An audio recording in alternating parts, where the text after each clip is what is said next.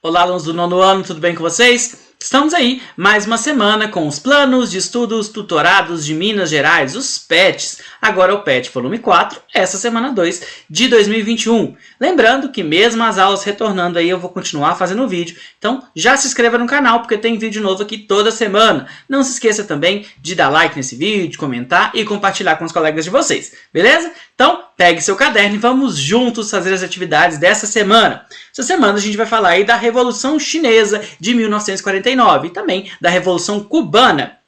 A civilização chinesa é uma das mais antigas em existência contínua. Seu início é projetado entre o século 20 e 16 a.C., até o século 19 d.C. A região chinesa ficou livre de grandes ameaças de invasões estrangeiras, o que garantiu sua longevidade e a possibilidade de desenvolvimento de uma cultura e filosofias únicas. Porém, no século XIX, o país se viu invadido e dominado pelas potências capitalistas europeias.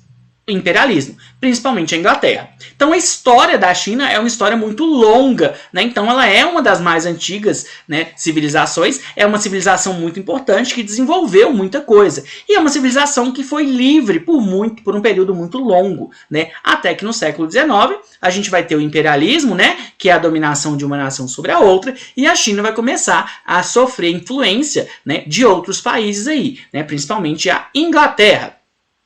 Desde a sua fundação até 1911, a China foi um império comandado por diversas dinastias, famílias reais.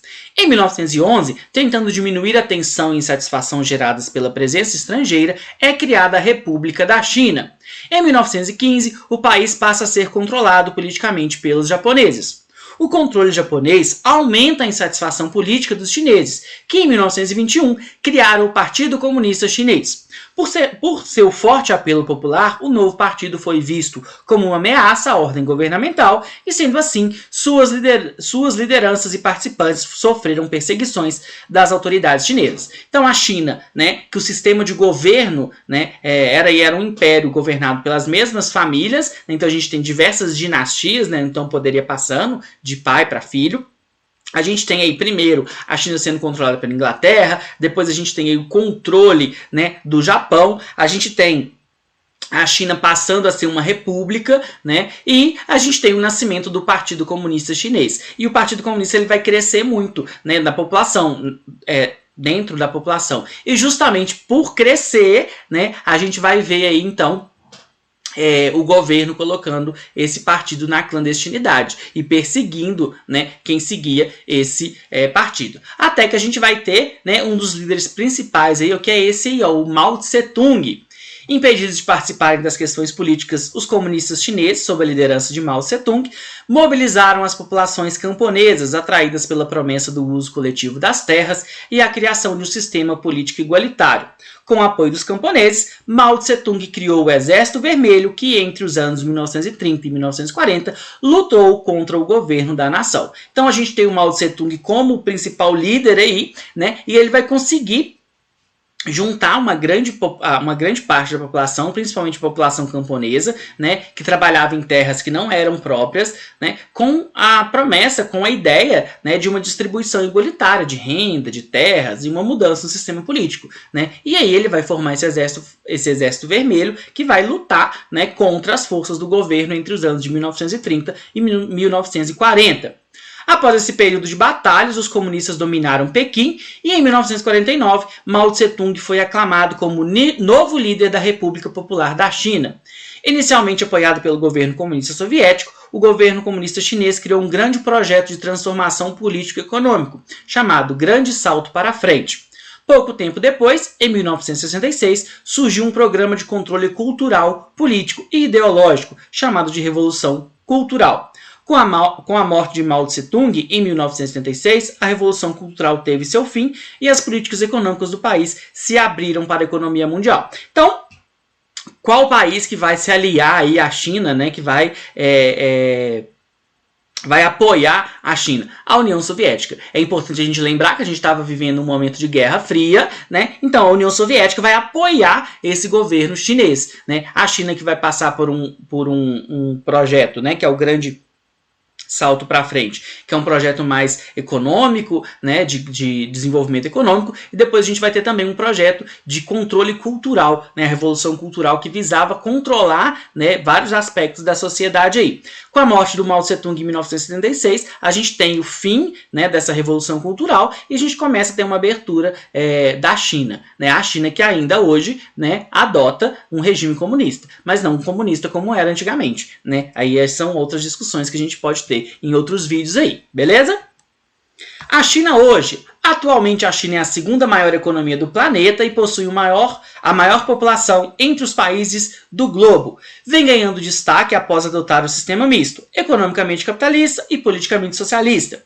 Desde 1949, o país tem apenas o PCC, Partido Comunista Chinês, no comando da nação.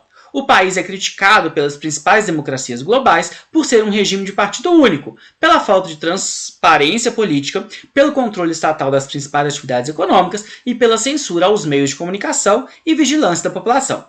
Ademais, o país cresce em protagonismo por ser uma potência econômica, ter exponencial desenvolvimento tecnológico e bélico e influência geopolítica global. Então, como eu falei para vocês, né, economicamente ele é capitalista e politicamente ele é socialista. Então, a China hoje ainda, né, tem essa ambiguidade, né, e essa ambiguidade justamente é questionada por muitos, né, questões de liberdade, questões de diversidade política, né, então, só que a China é um grande país, grande protagonista economicamente, né, de tecnologia, em armas, né, no mundo atual, ok?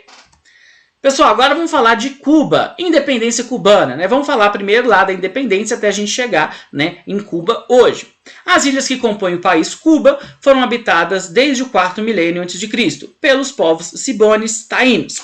A região passou a ser ocupada e explorada pelos espanhóis a partir de 1492. Sob domínio espanhol, a região foi produtora de tabaco e açúcar, com predomínio do uso da mão de obra escravizada de origem africana.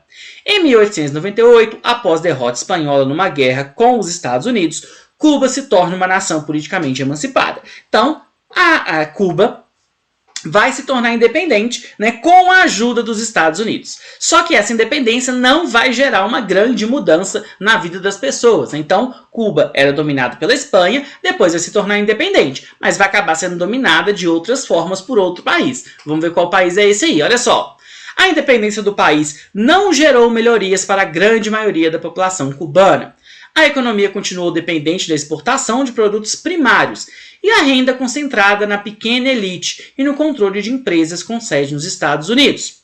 Esse país, inclusive, por meio de uma emenda constitucional, Emenda Platt, possuía o direito de intervir em Cuba, caso os interesses desse país, de seus cidadãos e empresas fossem ameaçados pelo governo cubano. Aqui eu trouxe, pessoal, um mapa que mostra, né, essa proximidade dos Estados Unidos com Cuba, né, uma proximidade geográfica, né, Cuba é muito próximo dos Estados Unidos e por isso vai ser dominada pelos Estados Unidos, né, e a população vai acabar sofrendo muito. Por quê? Porque Cuba era tratada quase que como um quintal dos Estados Unidos. Grandes empresas dominavam a região, a gente vai ter muitos cassinos, a gente vai ter exploração também de drogas, né, de prostituição, né, então vários problemas causados justamente por essa dominação dos Estados Unidos. Dessa maneira, Cuba pouco a pouco se transformou em quintal de grandes empresas estadunidenses. Essa situação contribuiu para a instalação de um Estado subversivo e fragilizado. De fato, ao longo de sua história, depois da independência, Cuba sofreu várias ocupações militares estadunidenses, até que o general Fulgêncio Batista empreendeu um regime ditatorial com o apoio explícito dos Estados Unidos. Então vai ser um país que vai sofrer, né, diferentes tentativas de tomada de poder, uma instabilidade muito grande, né, e a gente vai ter governos que vão ser financiados, vão ser apoiados abertamente pelos Estados Unidos. Um desses governos vai ser, né, do general aí Fulgêncio Batista. Agora vamos ver a formação da guerrilha aí lá em Cuba. Foi nesse cenário conflituoso que um grupo de guerrilheiros tomou forma com o propósito de derrubar o governo pela força das armas. Sob a liderança de Fidel Castro, Camilo Cienfuegos e Ernesto Che Guevara, um pequeno grupo de homens se espalhou em diversos focos de luta contra as forças militares de Batista. No último ano de luta, em 1959, os rebelados conseguiram finalmente acabar com a ditadura de Fulgêncio Batista e estabelecer um novo regime pautado na melhoria das condições de vida dos menos favorecidos. Então a gente vai ter o Fulgêncio Batista, né, com uma ditadura que não estava preocupada com a população, que estava preocupado basicamente em atender os interesses dos Estados Unidos, e a gente vai ter a formação de uma guerrilha, grupos armados que vão lutar contra essa ditadura. E aí a gente vai ter figuras como a do Fidel Castro e o Che Guevara. Bom, a gente chega então à Revolução Cubana de 1959. Entre outras propostas, o novo regime, instaurado em janeiro de 59, defendia a realização de uma ampla reforma agrária e o controle governamental sobre as indústrias do país.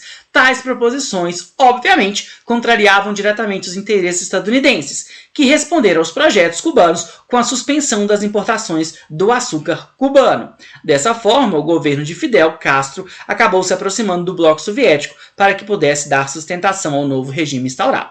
Então, um governo que falava em reforma agrária, falava em reforma governamental, em controle sobre a indústria, vai se aproximar muito do socialismo, do comunismo da União Soviética. Então, os Estados Unidos se colocam contra o novo governo, né, o governo chefiado aí pelo Fidel Castro, e quem se aproxima vai ser a União Soviética. Então Cuba deixa de ser um aliado dos Estados Unidos, vira um inimigo dos Estados Unidos e passa a ser um aliado da União Soviética. O governo dos Estados Unidos vai tentar de diversas formas acabar com esse governo em Cuba, né, inclusive de formas militares e também econômicas, né, decretando o que a gente chama de embargo, né, não compra e não vende nada para Cuba, mas Cuba vai ter a União Soviética do lado dela, né?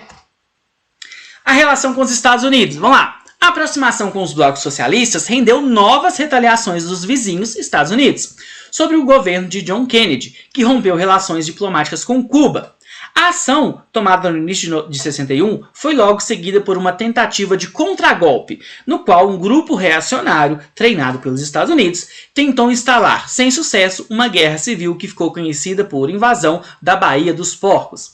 Após o incidente, o governo castrista reafirmou os laços com a União Soviética e passou a definir como uma nação socialista, Cuba como uma nação socialista. Então os Estados Unidos tentam, né, através dessa invasão da Baía dos Porcos, instaurar uma guerra civil, né, para tomada de poder e a gente ter um país, né, um novo governo que fosse aliado dos Estados Unidos. Só que acaba que eles são derrotados. E aí o Fidel Castro, né, ele vai se posicionar. Não, Cuba é uma nação socialista e é uma nação socialista aliada à União Soviética. E aí a gente tem um dos momentos mais tensos da Guerra Fria. Lembrando aí, né, a Guerra Fria é o momento aí de tensão entre Estados Unidos e União Soviética, né, Guerra Fria porque a gente não teve o combate direto, mas o momento em que a gente teve mais perto de uma guerra oficial, né, um ataque dos Estados Unidos e União Soviética um contra o outro foi a crise dos mísseis. Olha só, para que a nova configuração política cubana não fosse tomada como exemplo por outras nações da América Latina, os Estados Unidos criaram um pacote de ajuda econômica conhecido como Aliança para o Progresso. Então os Estados Unidos já estavam ali com medo, né, de que os ideais da Revolução Cubana se espalhassem. Ele vai começar a ajudar algumas outras nações, né, de algumas outras formas, e a União Soviética também vai querer se aproveitar desse aliado, né? Em 1962, a União Soviética buscou transformar Cuba em um importante ponto estratégico, com a suposta instalação de mísseis apontados para o território estadunidense. Então, voltando aqui no mapa, pessoal, a gente percebe, né, vamos voltar aqui, que Cuba é muito próximo aos Estados Unidos. Enquanto a União Soviética está longe, né, Cuba está perto. Então, se a gente tivesse uma base de mísseis aqui, conseguiria atacar o território dos Estados Unidos, né? Então, por isso que a gente chama essa crise dos mísseis, né, do momento em que a gente teve mais perto da guerra. Então, olha só, a chamada crise dos mísseis marcou mais um ponto da Guerra Fria e, ao mesmo tempo, desencadeou o isolamento do bloco capitalista contra a ilha socialista. Então, quando a União Soviética diz ter planos, né, para instalar essa base de mísseis, a gente tem aí um ponto de muita tensão e acaba fazendo com que, né, Cuba se torne cada vez mais isolada, né? Acaba que essa base de mísseis não é instalada, né, e a gente tem aí a continuidade da Guerra Fria, mas a base de mísseis não foi efetivamente feita em Cuba, ok? Cuba hoje. Com isso, o governo cubano acabou aprofundando sua dependência com as nações socialistas e, durante muito tempo, sustentou sua economia por meio dos auxílios e vantajosos acordos firmados com a União Soviética. Então, enquanto a União Soviética existia, ela teve acordos muito bons com Cuba. Nesse período, projetos na área de educação, saúde estabeleceram uma exponencial melhoria na qualidade de vida da população. Então, Cuba tem uma educação que é reconhecida, né, o analfabetismo praticamente zerado lá, a medicina também é muito evoluída em Cuba, né. Nesse período, entretanto, a partir da década de 90, a queda do Bloco Socialista exigiu a reformulação da política econômica do país. Então, quando a gente tem, né, o fim da União Soviética, o fim dos países, né, que ajudavam Cuba, que tinham boas relações econômicas com Cuba, a gente tem um novo problema aí para Cuba, né, em suas relações financeiras. Em 2008, com a saída do presidente Fidel Castro, do governo e a eleição do presidente Barack Obama, vários analistas políticos passaram a enxergar uma possível reaproximação entre Cuba e Estados Unidos da América. Então, ainda hoje, as relações dos dois países, elas não são muito boas, né? Ainda hoje a gente tem um embargo econômico dos Estados Unidos com Cuba, né, e de outros países também, e Cuba ainda é um país que é isolado em alguns aspectos, ok? Bom, pessoal, agora vamos às atividades, vamos lá. Número 1. Por que os líderes e participantes do Partido Comunista foram perseguidos na China republicana? Então a gente viu lá que a China, né, era uma monarquia, depois passa a ser uma república, mas que não tinha, né, a população não tinha muita representatividade, e a gente tem o Partido Comunista crescendo. E por que ele cresceu? Justamente pelo apelo, né, na população. Aí eu trouxe um texto do próprio Pett, olha só. Por seu forte apelo popular, o novo partido foi visto como uma ameaça à ordem governamental, e sendo assim, suas lideranças e participantes sofreram perseguições das autoridades chinesas. Então ele era visto como uma ameaça pelo governo, né? Por isso que ele vai ser perseguido, ok? Vamos para o número 2? Vamos lá! 2. Leia o trecho. Nos últimos anos, os dois países grafitaram mais próximos um do outro em meio à deteriorização de suas relações com o Ocidente. Para a Rússia, uma virada na direção da segunda maior economia do mundo foi uma solução natural para as sanções contra a anexação da Crimeia e as incursões no leste da Ucrânia em 2014. Já o governo da China ficou mais do que feliz em abraçar laços mais estreitos com seu vizinho do norte, à medida que as tensões aumentavam em quase todos os aspectos de sua relação com os Estados Unidos. Então a gente tem aí, né, esse texto falando da aproximação entre China e Rússia, né, que hoje são grandes, a China, né, uma das grandes potências, e a Rússia, que foi, né, desmembrada aí da União Soviética, né, o principal país aí da União Soviética, né, que hoje ainda é um país que figura com um destaque aí, mundial. A aproximação de China e Rússia estão relacionadas ao distanciamento geopolítico dessas nações em relação a qual país do Ocidente? Então, Rússia e China têm uma relação meio conflituosa com qual país? Estados Unidos, né? O que essas tensões entre esses países têm relação com a Guerra Fria? Tudo, né? A Guerra Fria não foi os Estados Unidos contra a União Soviética? Então, ao distanciamento dos Estados Unidos, justamente o país envolvido com a União Soviética na Guerra Fria. Lembrando aí que a União Soviética teve fim e deu, né, o principal país formado aí, né, da desagregação da União Soviética é justamente a Rússia. Então os Estados Unidos são inimigos aí da Rússia e também tem relações conflituosas aí com a China. Número 3. Caracteriza a ditadura de Fulgêncio Batista.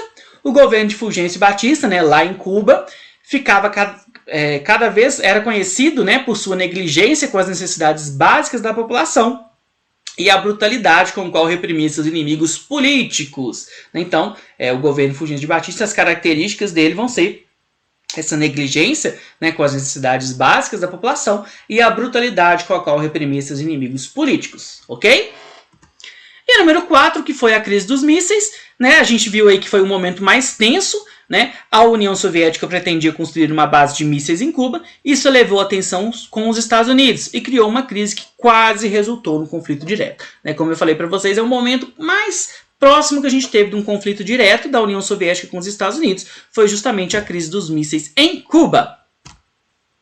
Explico o que foi a Aliança para o Progresso. A Aliança para o Progresso foi a tentativa dos Estados Unidos, né, de adoçar a boca dos outros países, vamos dizer assim, né? Olha só, para que a nova configuração política cubana não fosse tomada como exemplo por outras nações da América Latina, os Estados Unidos criaram um pacote de ajuda econômica conhecido como Aliança para o Progresso. Então essa Aliança para o Progresso nada mais é do que uma ajuda econômica para os países para que eles não se inspirassem na Revolução Cubana, ok? Bom, pessoal, as referências que eu utilizei. E é isso. Muito obrigado. Até a próxima. Não se esqueça de se inscrever no canal, dar like nesse vídeo, comentar e também compartilhar esse vídeo aí com os colegas de vocês. Beleza? Um abraço e até a próxima. Valeu!